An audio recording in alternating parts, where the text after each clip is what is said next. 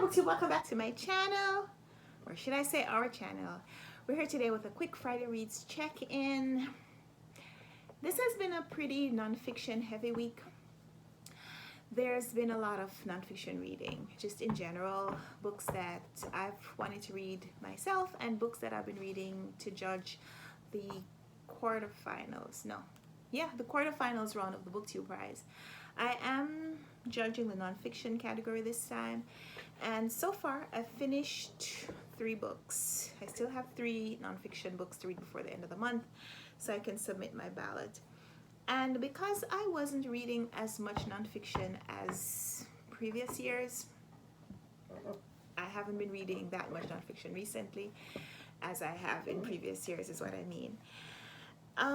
I guess maybe because of that, I've been feeling like I want to read just more nonfiction to kind of get a gauge of how to judge the books that are contenders for the nonfiction prize.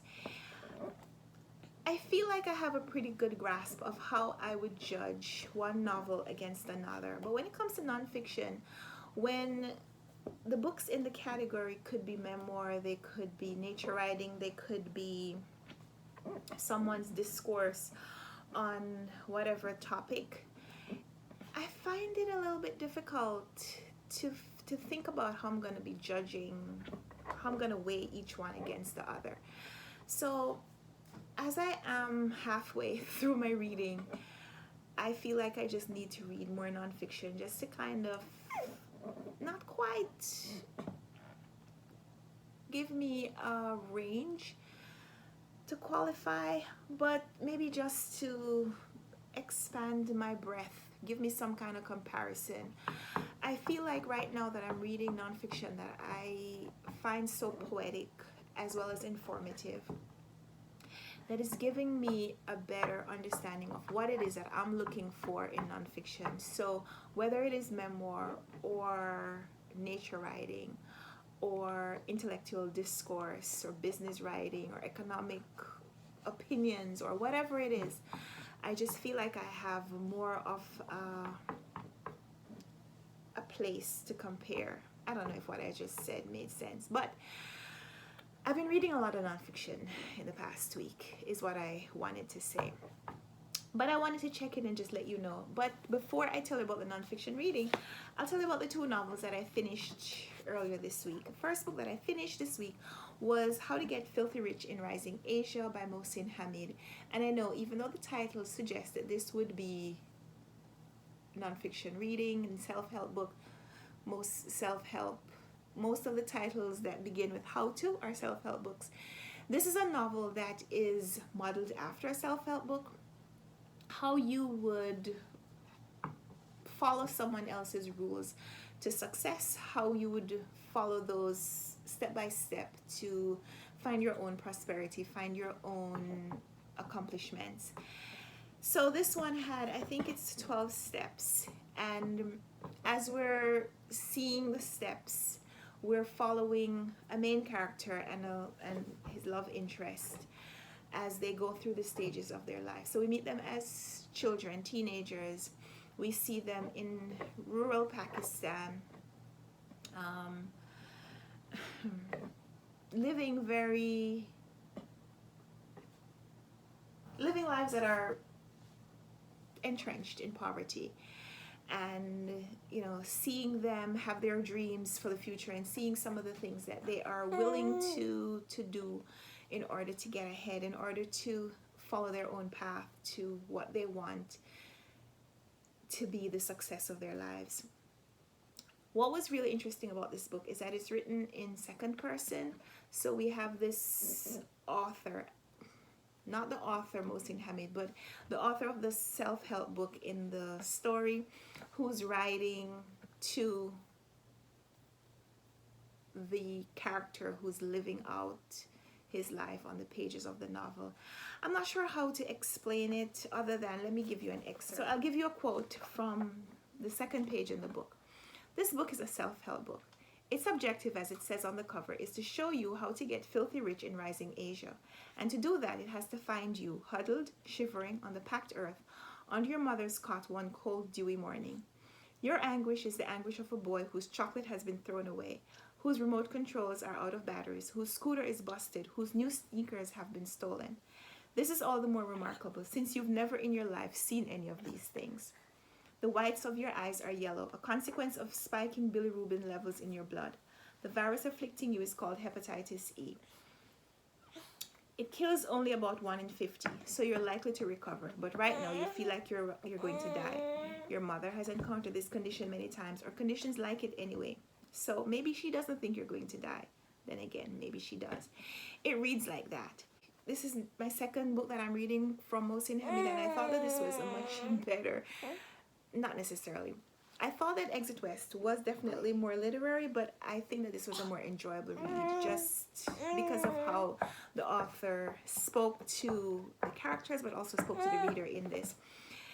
The next book that I finished was also a novel. This is Carolina Breeze by Denise Hunter. This is the second installment in the Bluebell Inn romance series where we're following 3 siblings whose parents have died, leaving them an inn in North Carolina. And as they're trying to renovate this inn and make it prosperous, they're also falling in love with their guests. So in the first installment, we met the middle child, Molly, who was very literary. She was a huge bookworm, and she fell in love with an author who had come to stay. And in this installment, the older brother falls in love with this actress who is running away from a scandal in Hollywood, and they have their own chance at love. It was really interesting. It was just the kind of novel that I needed to read this week. Easy and enjoyable, which is just the kind of thing you want for summer reading. So I like that. Those are the only 2 novels that I read this week.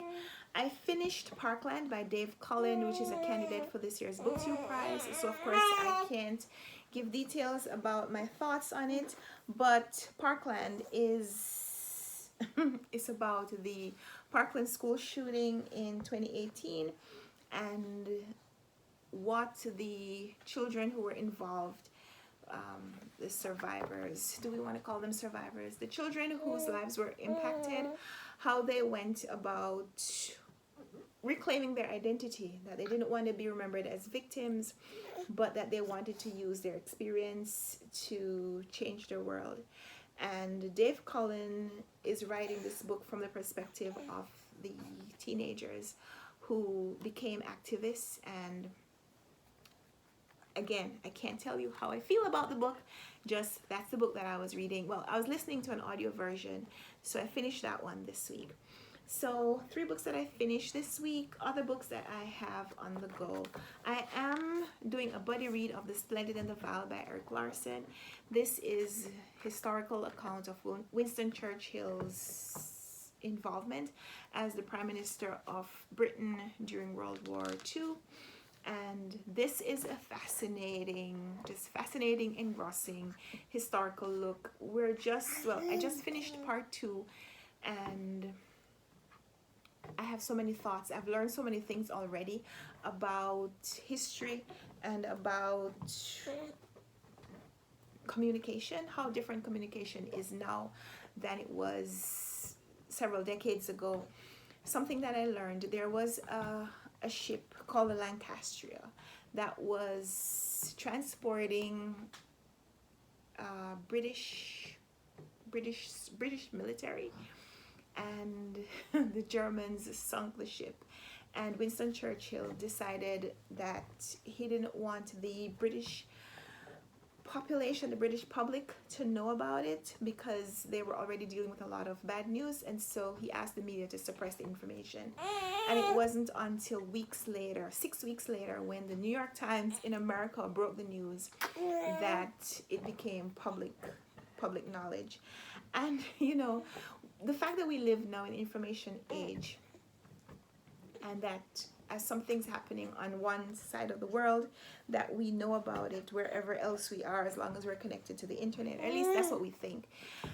It was just fascinating to read about that, and to read about how head of government could suppress information. We kind of tend to think about these kinds of things happening in communist countries, but the idea that that could have happened in England, in Britain in the 1940s, fascinating. I'm also really enjoying how Larson is painting Churchill's larger-than-life character. So like I said, this is a historical account. My husband has said that he wants to read it when I'm done, so I have lots of notes in here, lots and lots of post-its that I'm gonna probably take out when I give him this copy to read.